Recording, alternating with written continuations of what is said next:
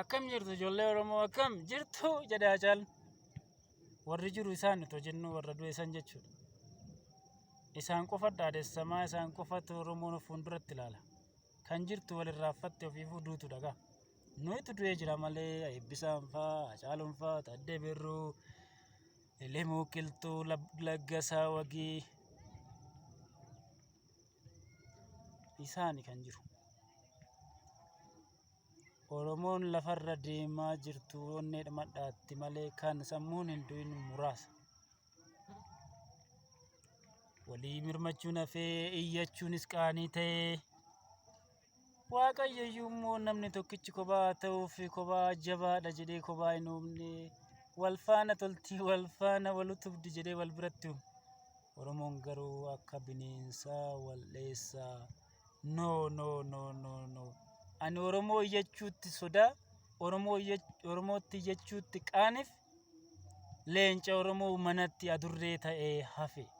Artistii Oromoon hin qabne Gosaalii Birraa fa'aa Daawitee Mokonnon fa'ii fi erga jareensaniiti asitti jenereeshiniin addaan cite sun anatu itti fufsiisa ture.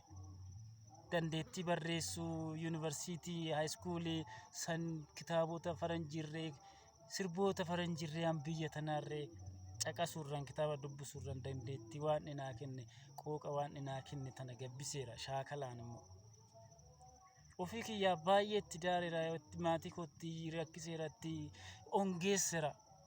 Garuu bakka xiqqashuu qarshiin ani gaaf takkitti gadi ba'ee sirbeetoo fooldii meeqa dachaa meeqa argachuu danda'u waan xiqqashuu 10,000 20 naan katteef Oromoonis narraa baqattee anis iyyachuu iyya fageeffachuu dadhabe kan na fuulduraa nyaara guurtee hafee manatti ol deebi'e. Oromoo garuu amma ka'een jira. Dhugaan isinitti himaa. Anaan Suudanii sirba Suudanii dharraatan taanan annarraa argattu. Dhaggeeffadhu waan isin jedhu na dhaggeeffadhu. Gorsa malee ani hamaa dabaanne yookaan immoo akka warra Elvis Presley, Michael Jackson, Elton John or such a kind gosa hundaa'u sirboota na biraa argattu. Dooyine gaayiga boode kan jedhu this man Oromoo ammas mirmadhuuf lubbuun jiraati. Reeffa kiyyarraa birbirsi magartu. Du'aa kiyyarraa marga magarsuutti irree calee loon hedduu malee Oromoo anatti dhaloonni keerraa waa argatu miti. Ana lubbuun jirtu kana rakkabadhu. Nama sirboota 50 ta'an barreessee nama sagalee Oromoon tarii jenereeshiniin bara kanaa hin qabne qabatee nama xiqqidhaan afaan Oromoo afaan Amaaramaaf biyya kanatti mootii afaanotaa ta'e afaan Oromoo saba guddaa kun akka cunqurfamu xiqqisaniitiin hin barreesse. Afaan Oromoo afaan addunyaa kanaa kamiyyuu gadi miti.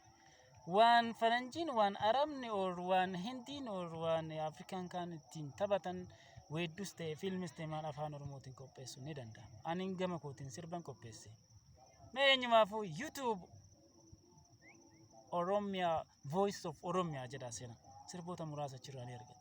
Kaan immoo gola kiyya jirti. Mee Oromoon lubbuun jirtu yoo akka Hacaaluu fa'aan lubbuun jirtu jiraatte yoo akka Eebbisaa Addunyaa kan sabaaf du'an san amma isaanii yoo lubbuun si keessa jiraatte amma isaan biyyee ta'anii san yoo lubbuun si keessa jiraatte qabeenya boruu nama takkisi dhaala ilmoo kee yookaan fira kee sirba takka Oromiyaa guututu dhaala saba kee hundatu dhaala ilmaan kee dabalatee. Oromoo mee mirmadhu. Ani amma nama tokko hin dadhabu. Kinoo uffadheen deemaa nyaattiin bula. Garuu ani kophaa koo biyya hin baadhu. Anas ta'e namni biraa kophaa biyya hin baatu.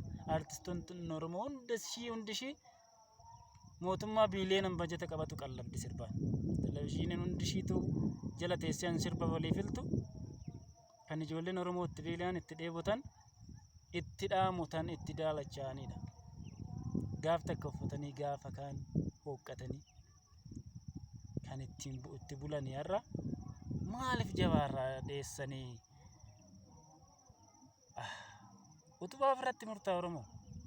Weellisaa jechuun nama kitaaba afaan Oromoon barreessu jechuun nama fiilmii diraamaa kana kan afaan Oromoon qopheessu jechuun utubaa biyya keetii.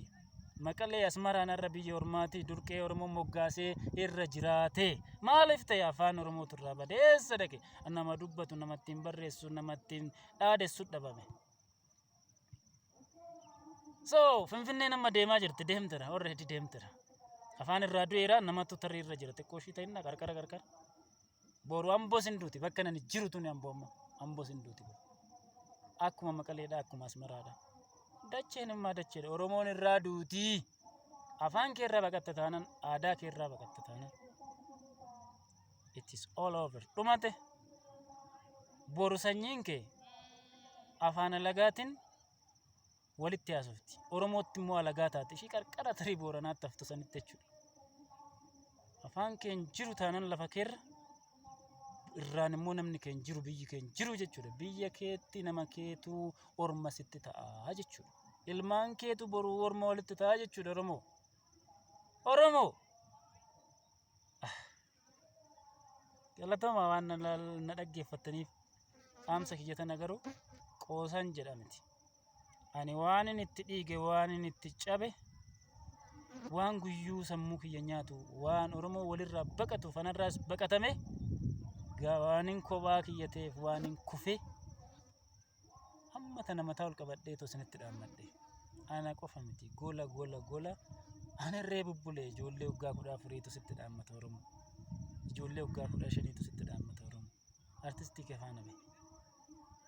Artistii jechuun otoo jennu isuma gaafa loon tiksinu kaasee warra waaqa keessa qabee deemu san kalaqa mitiin namoonni aartii kalaqan akka Alii Birraafaa akka Qamar Yusuffaa akka Haacaaluu Hundeessaa akka Eebbisaa Addunyaa ijoolleen akkasii tokko ana keetu kino golatti hafe waggoota 10 oliif.